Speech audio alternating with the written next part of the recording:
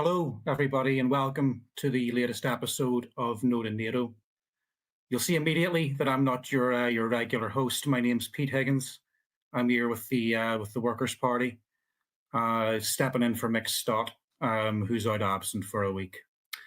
I'm here today alongside not just esteemed guests, but good friends and comrades, Ahsan Ullah, Deputy Leader of the Workers' Party, and Pat Walsh, a scholar and teacher from back home in Ireland. Our topic today is the recent furore caused by statements and actions of the Irish Rap Act, Kneecap, and we're going to use that really as a lens through which we can talk a little bit about Ireland itself, the state of its historic neutrality with regards to NATO, and the extent and sympathy there with the Palestinian cause, and the extent of anti-imperialist sentiment there as well. Just a disclaimer, first of all, is that I've been a follower and fan of the group Kneecap for about 7 or 8 years now. So this is me saying basically I liked them before they were famous. I remember being just a kid when the great group The Prodigy brought out their seminal masterpiece, Fat of the Land. I was just 10 years old, and on that album, there is a track called Diesel Power, which marries hip-hop and techno to great effect, and I always wanted more of that. Well, Kneecap finally have come in to fill that niche. So notwithstanding the quality of their politics, the quality of their music is second to none, in my estimation.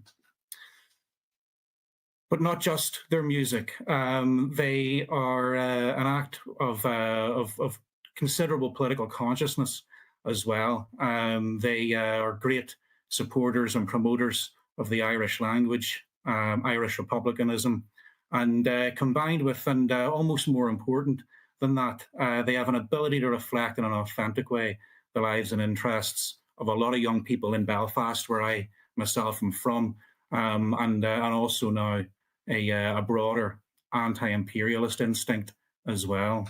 And it's that anti-imperialist instinct in the wake of the genocide in Gaza that's got them into a spot of bother recently.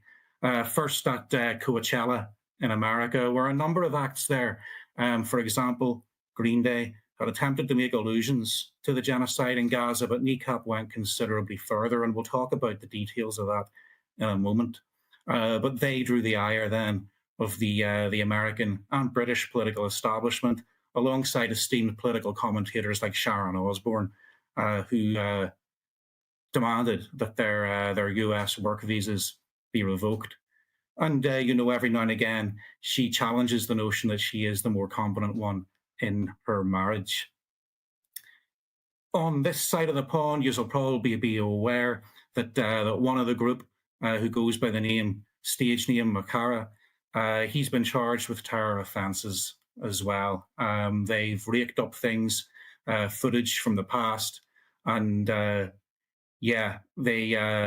nature of that footage has led to him being charged with terror offences. You may have seen them greeting Gerry Adams upon his departure from his own court case, asking for a bit of help and advice. But altogether, they raise at least a couple of important and interesting questions on Ireland, its history and its present situation with regards to Britain, with regards to the US, and also with NATO in general. And secondly, as well, they raise important questions about the hypocrisy of the British and the US states with regards to their definition of terror. So that's a basic brief introduction to the overall nature of the situation. I would like to bring in Pat first and ask him what his understanding of the situation is. What do you know of Kneecap, Pat? Do you know what they've been up to, what they're doing, and do you see any value in it? Well, thank you very much, Peter. Well, yes, I do know of Kneecap. They're very popular. I teach in a school and near Belfast, and they're very popular amongst young people. Myself, unlike yourself, Peter, I'm more of from the generation of groups like the Clash and the Jam, Stiff Little Fingers and the Undertones. But I'm not really a great fan of rap music. But certainly, Kneecap have done two big things, and one is raised the profile of the Irish language amongst young people, and secondly, raised the profile of Palestine and what's happening to the Palestinians at the hands of the Israelis. So for those two reasons, they're very, very beneficial to everybody, and they're immensely popular here anyway. And I think from what I see, they're immensely popular from youth that still have that old rebellious spirit, which youth should have a rebellious spirit. There was a rebellious spirit back in 1977, and this is the sort of thing that that they should have. So that I hear that English youth and Scottish youth and Welsh youth also support Kneecap and what they're doing, and that's very, very good that they're raising consciousness about these issues amongst young people. I know that a year ago they were the subject of they won a discrimination case against Kemi Badenoch, who's now leader of the Tory party, who denied them funding when she was a minister. So that was before the current controversy, but certainly they struck a blow already, and there's nothing that Irish people like more than striking a blow against the British government. Thank goodness that the phase of warfare is finished and the peace process kicked in. But I still think the striking of blows, political blows against the British government, and particularly against their foreign policy in the world, certainly is a very popular thing still in Ireland. Do you know, it's interesting that you mentioned those real seminal punk acts, Patrick. One thing that really characterised bands like the Sex Pistols and the Clash, etc., was there was a sort of iconoclasm to them. And one thing that Kneecap have been criticised for, especially I know by folk back home, and especially by folk back home of a certain generation, is that by using the imagery that they do, the burning RUC vans, the songs called things like "Get Your Brits Out," is that these are a group of young kids who didn't live through those times, who are raking over coals that they didn't participate in lighting to begin with. What do you think about that in the sort of imagery that they use and the criticism level against them? That they didn't live through it and therefore they've no right to use it. I think that's sort of bogus criticism. At the end of the day, they say themselves they're part of the ceasefire generation. They grew up after the IRA ceasefire and the Good Friday Agreement. And, to be honest, though, we need reminders of the past continually. We don't want to go into what used to be called an oblivion of history, where we completely forget the past. Because at the end of the day, we are what we live through. And a lot of the reasons why we oppose, the foreign policy of the United States and the British government is essentially because of our own past. So we have to bring the past back. We have to give reminders to people of this. There's no point in just saying, let's forget about this. And, it's an interesting thing. As I heard one person once say this, that the British, the English, tell everybody to forget their history, but the English never forget their history. Well, they don't forget the history they want to remember anyway, but they tell everybody else to forget their history. But they don't want people to remember what they did in the world, and they want people to forget about the past. So I think it's very essential that Kneecap bring this symbolism of the conflict back. Nobody's wanting to restart the conflict. Everybody understands the situation. Everybody understands that we're in a political situation now, not a military, not an armed conflict, and people are very glad about that. That transition occurred from war to politics, and it was done very effectively. People are happy with that. We're not advocating sort of militarism or things like that. And when you look at the situation in Britain, where you have the support for what say, for instance, Ukrainians are doing in Russia, which is basically terrorism, you see that. You see the great hypocrisy of this when they start, talking about the Irish being terrorists. And on their broadcast, on their BBC, every day they're lionizing the Ukrainians for blowing places up, for assassinating various individuals, for killing civilians, for blowing up trains. It's just unbelievable. We can really see the hypocrisy of that in Ireland, having lived through all that and the sorts of labels that were attached to us all the time. So it's a very good thing to be reminded of these days and to be reminded of the past. And it's really people that don't want us to think about politics that are engaged in this criticism of Kneecap on that matter. Thanks a lot for that, Pat. And yeah, and I think another thing that that so many of these kind of po-faced political commentators miss, both in Ireland and here in Britain as well, is the humour and the dark humour that what Kneecap are doing, and the humour of the generation that they represent, which is younger than me as well. You know, that they certainly miss the humorous spirit with which so much of their output is done. Thanks, Pat. I want to bring in Ahsan now. Now, Ahsan obviously comes from a very different place, and I'm wondering, Ahsan, what do you know of this of the group and of the controversy that's come out as a consequence of what they've said? Hi, good evening to you, Pete, and good evening, Patrick. Pleasure being here. Well, to be perfectly honest with you, I was never heard of Kneecap before all of this happened. You can call that my ignorance, or it's I wasn't really inclined towards that sort of music. But of course, they caught pretty much everybody's attention since they've come out in such a brave posture. But one thing that I am very savvy with, and I've had the privilege of working in Limerick in Ireland. We had a practice there a couple of years ago, and the first thing that struck me was the Irish community's general stance on tolerance, and it wasn't just lip service. You could tell that they have, over generations and years, you can tell that this is a community that knows what it's like to be oppressed.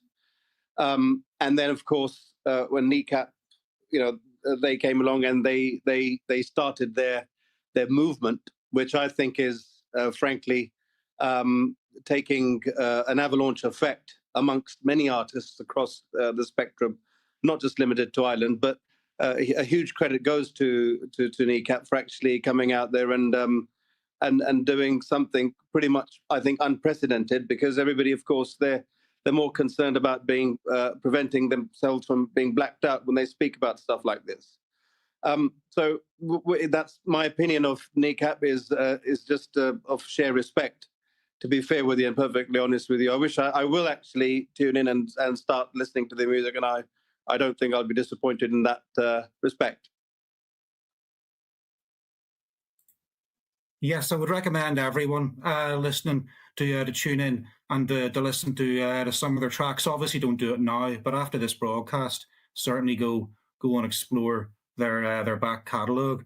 Pat, you teach in a small town in the north. There's obviously a history, certainly amongst the Irish on the island, of solidarity and sympathy with the Palestinian cause. To what extent are there lingering sympathies amongst the Irish towards the Palestinian cause? What do you think of, amongst your students and that generation, for example, is the extent of their understanding and awareness of what's going on? Well, yes, Peter, there's a very strong community feeling based on a sort of, in relation to Israel-Palestine, it's a common anti-colonialist spirit that's within the community in general, and even the younger people who haven't experienced the full conflict. They've still got that tradition, and of course our traditions are always kept alive in things like music. Music is so important to the Irish.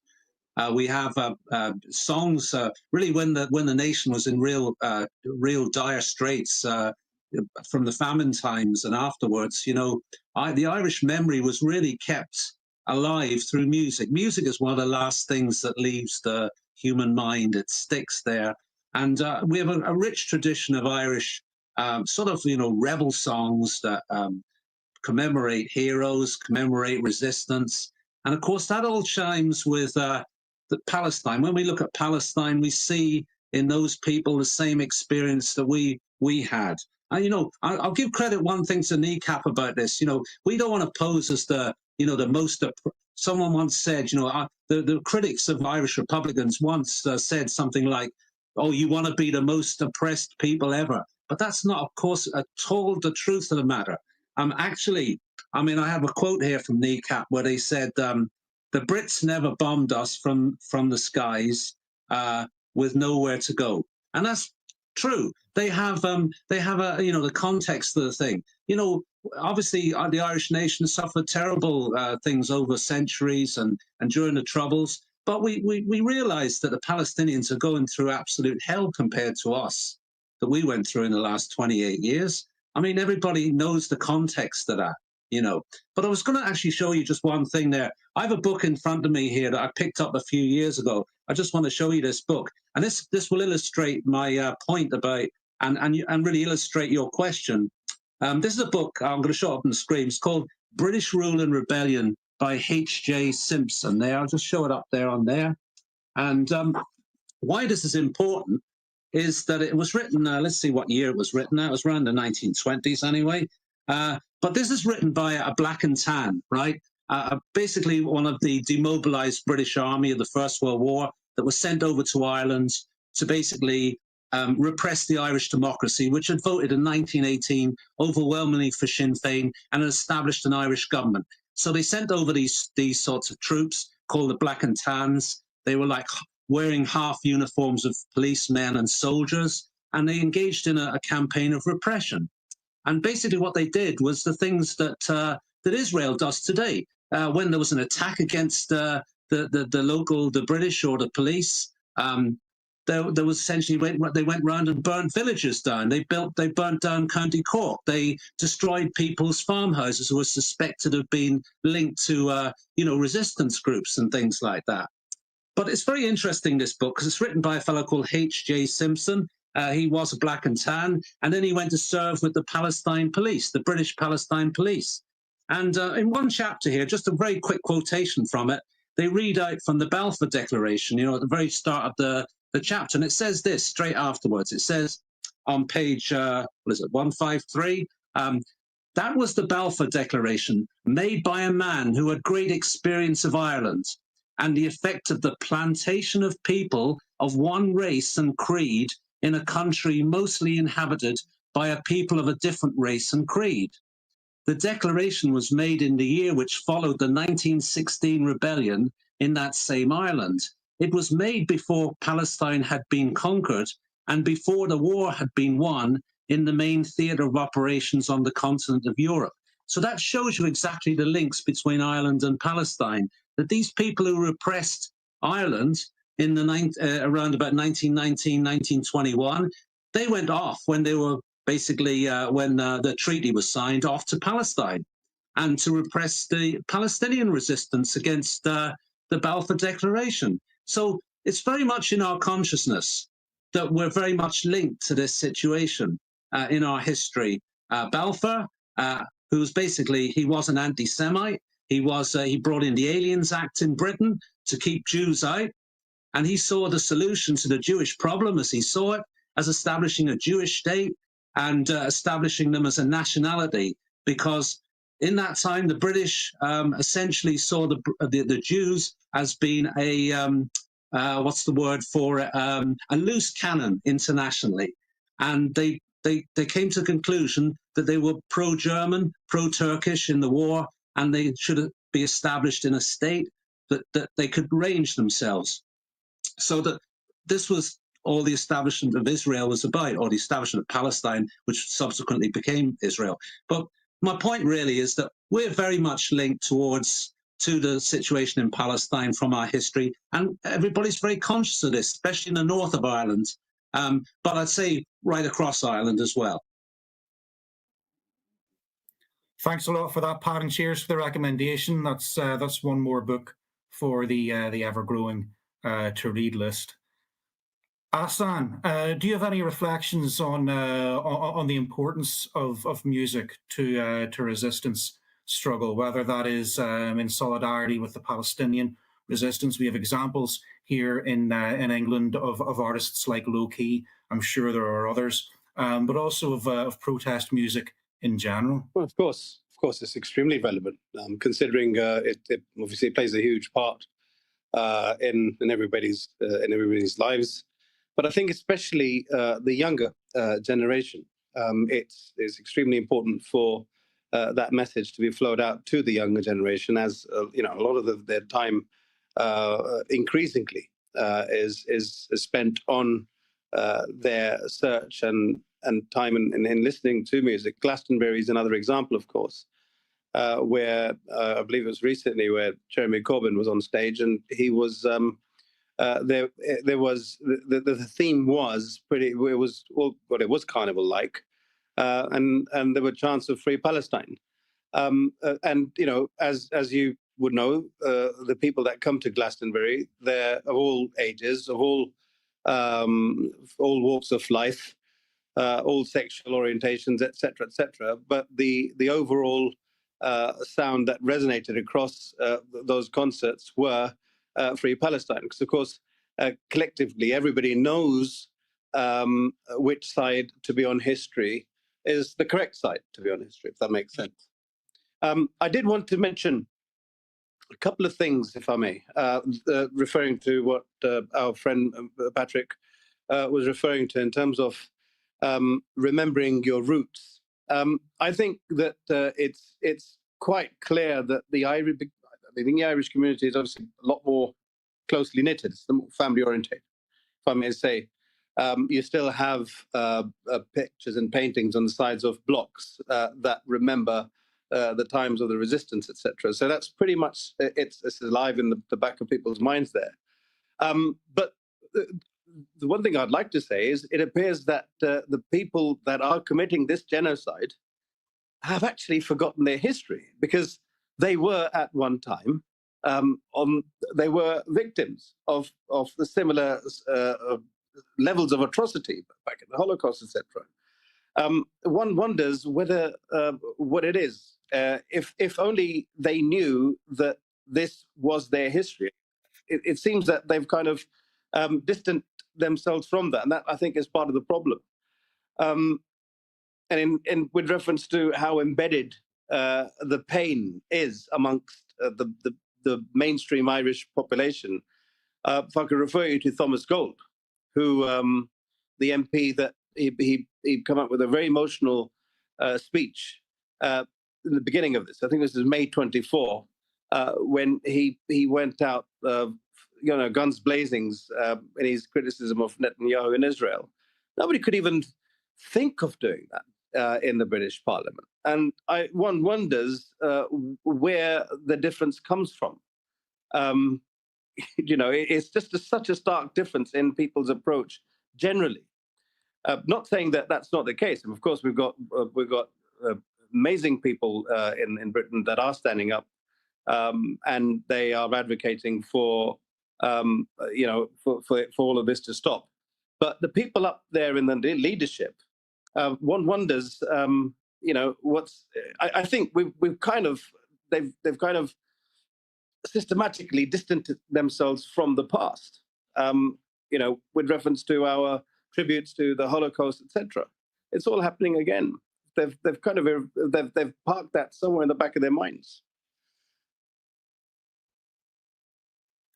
Yeah, I think that's absolutely true, and I also think one of the benefits of being a touring musical act, along with the benefits of modern social media, is that you can cut through, and they have cut through Kneecap directly to an audience, and an ever-growing audience as well. If they were to have to rely on being reflected through the established media in Ireland, for example, they may not have found it quite so easy. The established media in Ireland has not historically been entirely sympathetic to the cause of Irish independence. And, in fact, Kneecap, before this particular controversy even began, ran into the conflict with RTE. In 2024, they were on the Late Late Show with Patrick Walsh, and having been advised not to wear Palestinian emblems, etc., of course they did in the end, with one of them, DJ Provy, I think, unzipping his top to show that he was wearing a Palestinian football shirt. Ironically enough, now they have been participating in a sort of reality survival show on RTE, where RTE have sent them off to the Arctic. I think that has to be some kind of an internal joke on RTE's behalf to get them as far away as possible. But Pat, what do you think is going on there? Do you think that this group from inner city West Belfast making such a fuss and such a nuisance of themselves, is that going to be anathema to certain elements within the Irish media? Are they bringing up bad memories? Well, of course they are anathema to what we would call here the Dublin 4 media. It's like the type of, the middle class Dublin establishment, political establishment. That's basically, these people are very anti-Republican for a start. They really wanted nothing to do with the conflict in the north. They wanted to shut it down as much as they could, or shut it out of the ears of the people in the south. And these people are very, very anti-Republican. In the past, they've censored republicanism. They've censored northern voices continually. They absolutely loathe Sinn Féin and the movement Sinn Féin from the north to the south. And they do everything.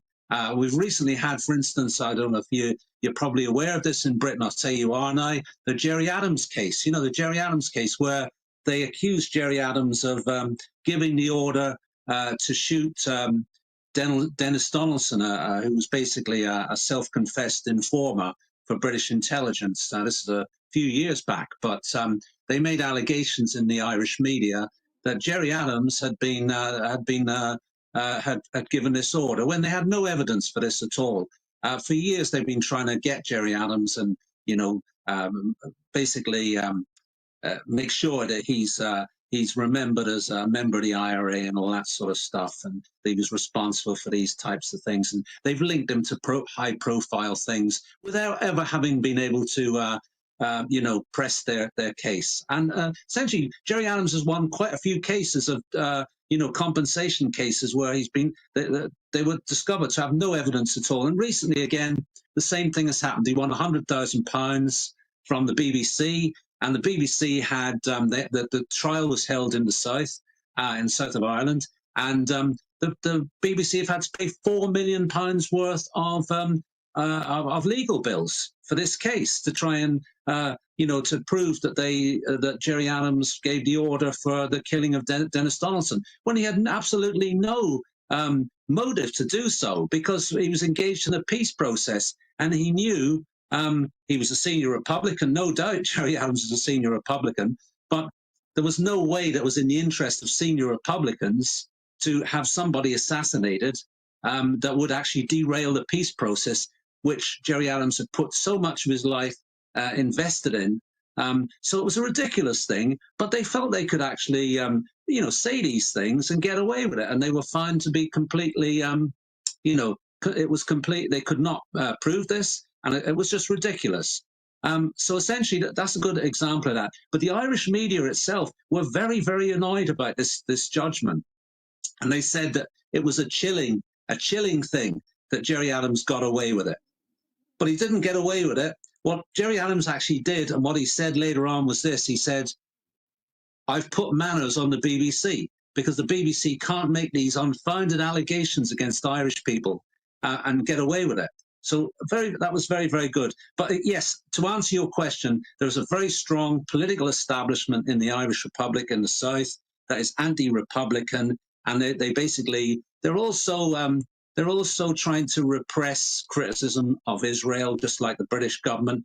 They can't do it as effectively because the Irish people are very much very vociferous about Palestine. And so it's much more difficult for these politicians to get away with things because basically they'll be punished at the ballot box if they push it too far. So yes, there is a great hostility amongst some sections of the Irish media and the Irish government itself, which essentially is an anti-Sinn Féin, anti-Republican government. It's keep Sinn Féin out. That's what the basis of the Irish Republic's government is. And they are terrified of Sinn Féin taking over the government of the Irish Republic, which would mean a completely different foreign policy and basically a radical government, a left government. And that would be a real problem for these establishment figures in the south of Ireland.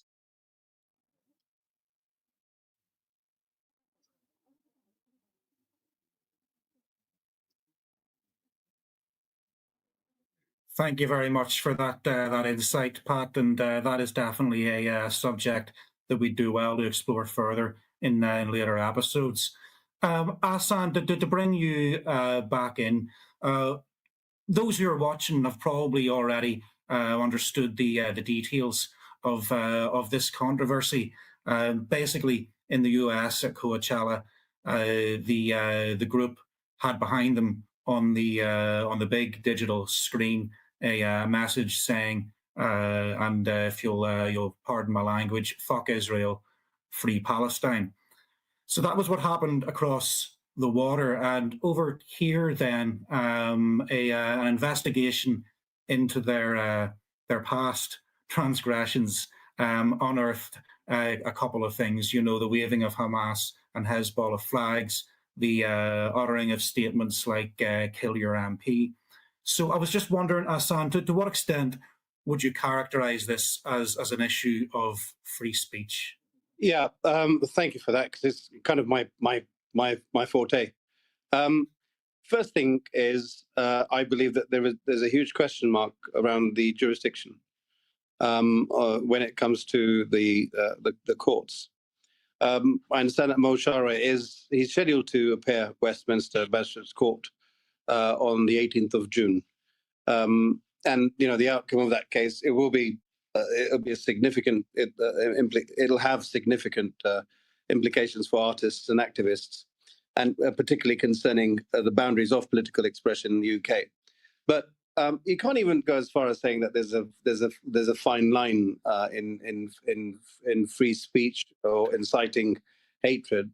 I mean, the fact that and I can tell you this on good authority, that I had actually spoken to good friends of mine, counsels that specialize in criminal law, and they feel that there's been an overreach with reference to the Crown, with reference to the CPS, the Crown Prosecution Service, and that the application of the terrorism legislation in this context, it can be seen as an infringement on artistic expression and political dissent.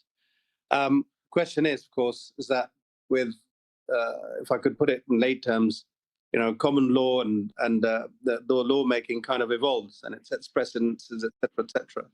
And we all need to keep a very close eye on how things develop with reference to how the magistrates' courts will handle this matter if it does go up to the Crown, et cetera, because it could either set a precedent which would encourage future artists to keep on expressing their views, etc.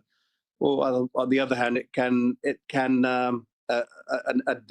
a negative judgment can cause a detriment on their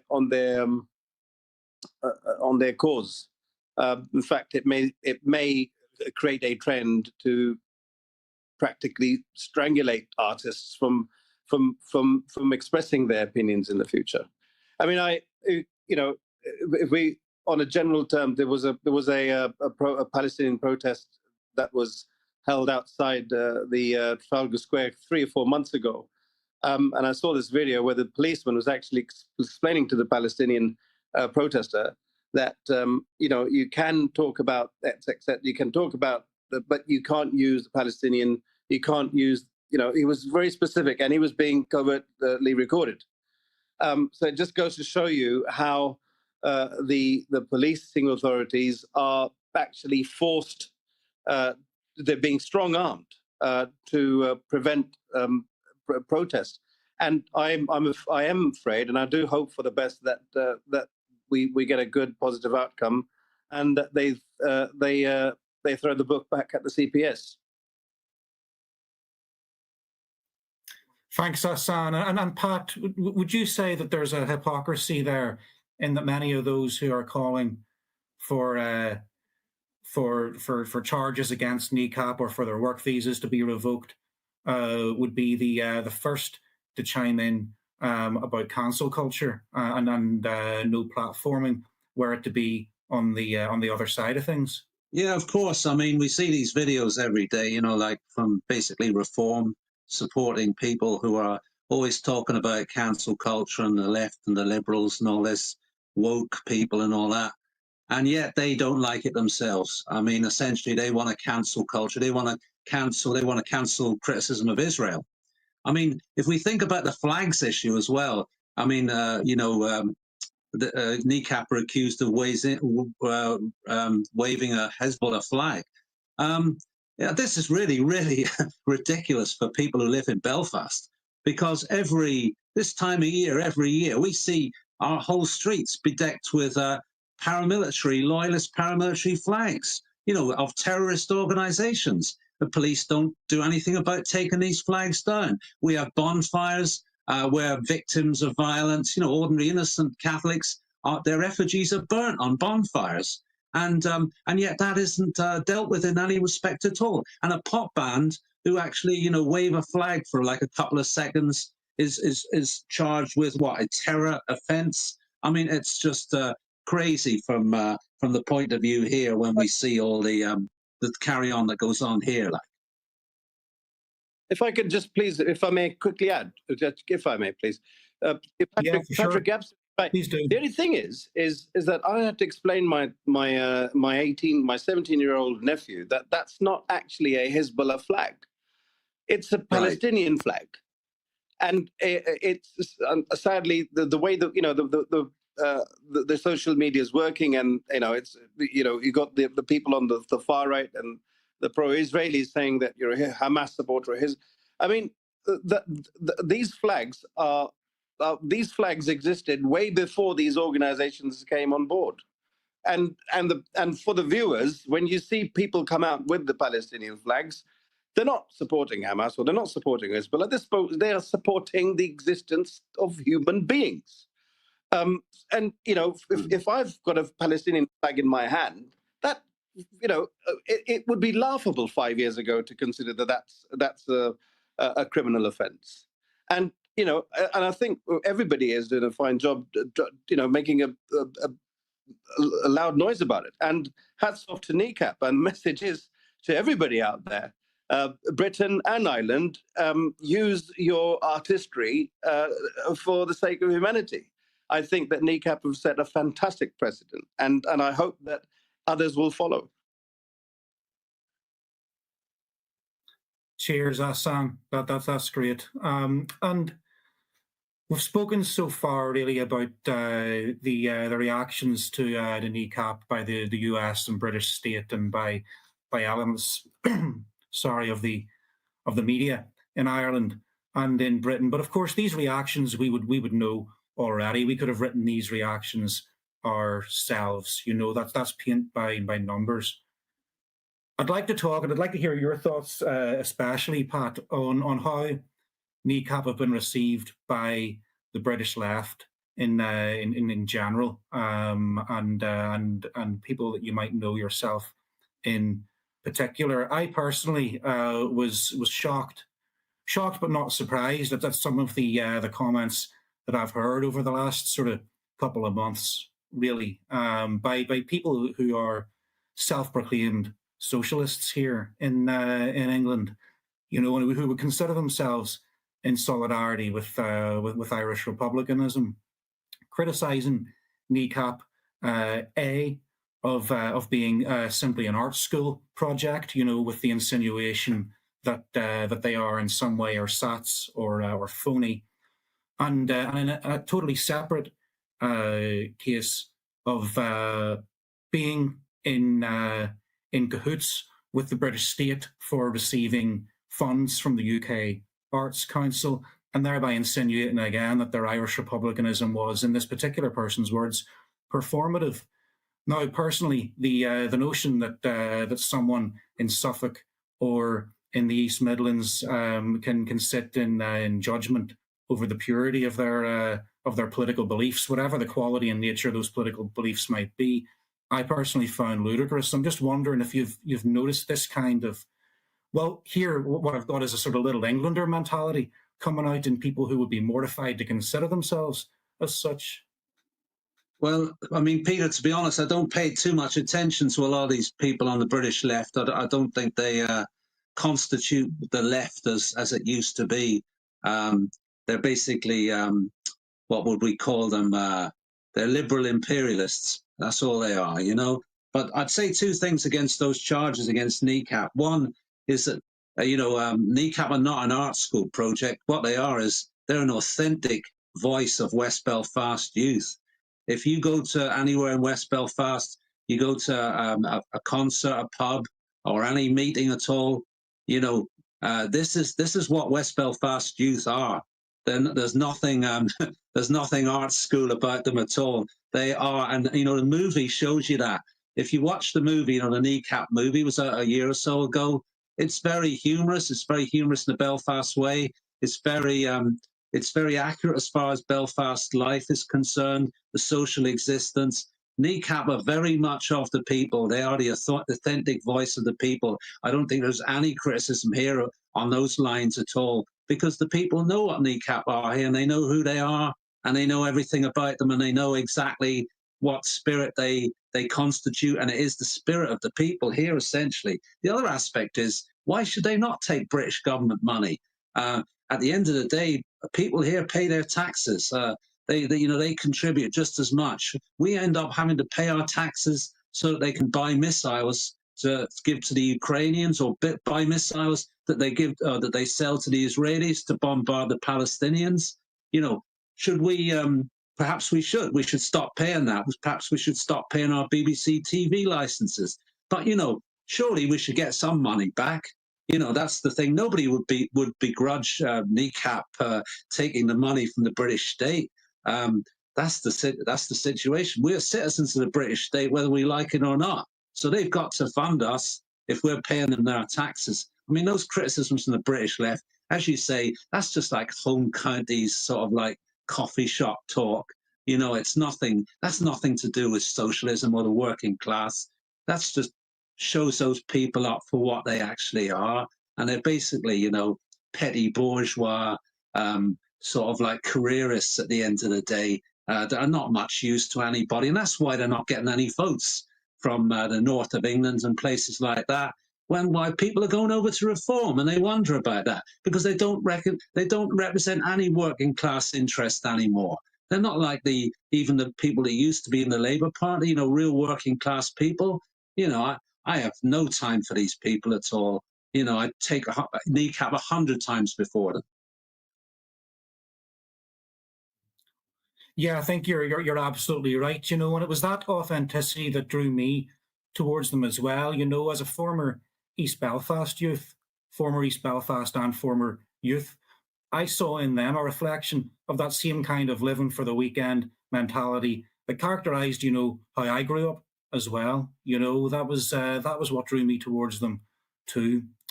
I realise that we're running slowly out of time. There's still a couple of boxes that I want to tick. Ahsan, I want to bring you in. Do you think there's a difference? Pat has been talking about this notion of working class authenticity that I totally agree Kneecap represent. Do you think that means that there's a difference in how a statement of solidarity with Palestine is taken from a group like that, compared to, say, a statement that comes out from the Green Party or a representative of the Anglican Church, for example? I wouldn't want to comment on the Anglican Church in that sense. But if you were to draw comparables, with the energy and the spirit and the hardcore approach that Kneecap has taken in expressing their solidarity towards the Palestinian people with the party like the Green Party. Now, I don't want to believe me, I'm not being biased here, but you just simply can't compare the two. You've on the other hand, you've just got a set of careerist politicians that simply don't. That there's contradiction in every breath that they utter. I mean, you have the Green Party supports the NATO, which is probably the largest carbon footprint on the planet. Yet they call themselves green. I don't think there's much tangibility in their position, and I don't think that, given that they are a mainstream political party, that they've done enough to push the narrative and to spread the message that what's happening in Palestine and stop the genocide.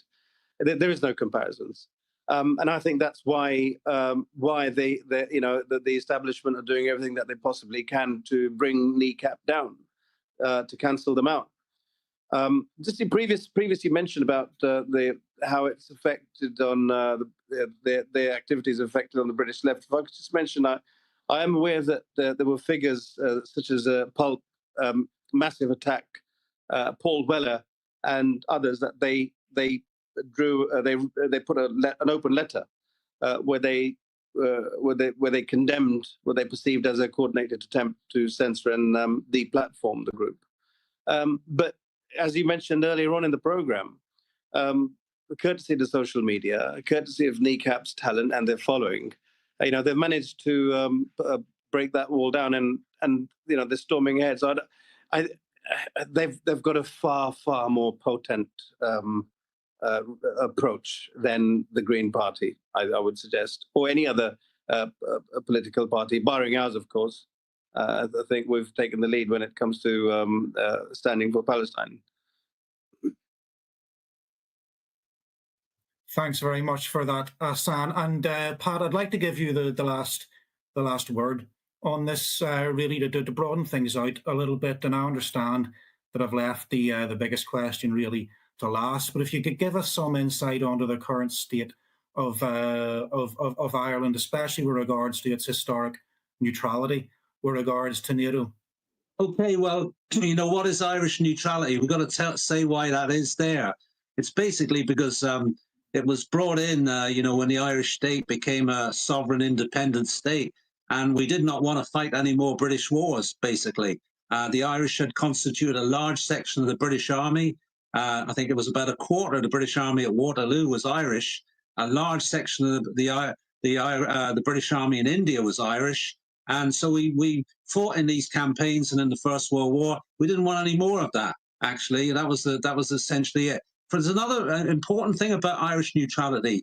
It has a purpose on the other side as well. What we were doing by becoming neutrals was we were saying to Britain, who are basically our colonial overlord over centuries, that we weren't going to actually ally ourselves with any enemy, European power that might want to sort of use Ireland as a backdoor. So, for instance, we weren't going to ally with Germany or France or Spain or whatever. So it had two sides, Irish neutrality. Now, that's very important, because if you think of the situation in Ukraine, and, the British establishment are always saying, the Russians had nothing to fear from the Ukrainians joining NATO. But, would the British allow Ireland to actually form an alliance with Russia or with China? I don't think so, somehow. It's absolutely ridiculous. But they do want to undermine our neutrality. And essentially, there is great pressure at the present moment on the Irish establishment to try to end our neutrality in a sort of thin end of the wedge type of way.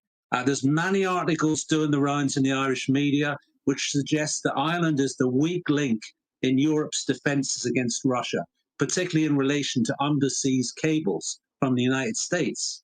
So there's lots of stuff like that. There's also the RAF continually saying that Ireland can't defend its own airspace, which of course is true. And we also have a situation that we have these US multinationals that are very important to the Irish economy. They're putting pressure on, really essentially, probably through the United States political establishment, because they know that if they pull out of Ireland, we have big trouble. We have big trouble.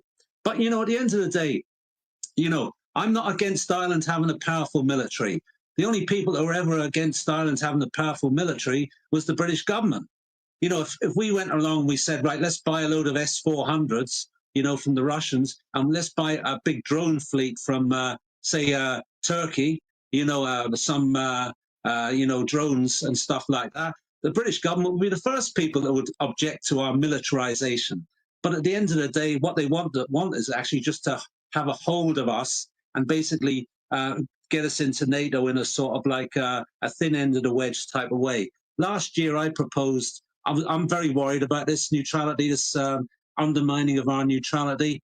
And basically, what I think we should do, we should actually go for non-alignment. We should join the non-aligned movement. And the reason I reckon that's the case is because Ireland, along with Malta, we're the only two states in Europe that are actually part of the global south, effectively, because of our history. We're anti-imperialist, we're anti-colonial, we're not an imperialist power like every other state in Europe.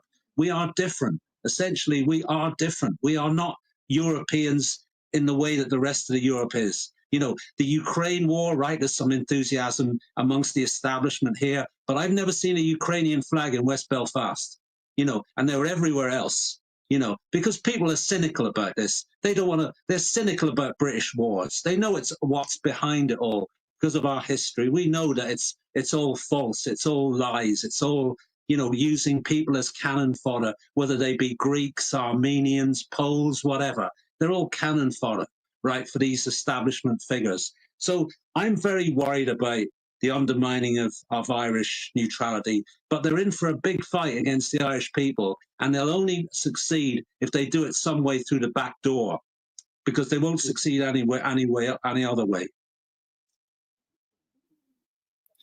Thank you very much for that, Pat, and thank you as well, Ahsan.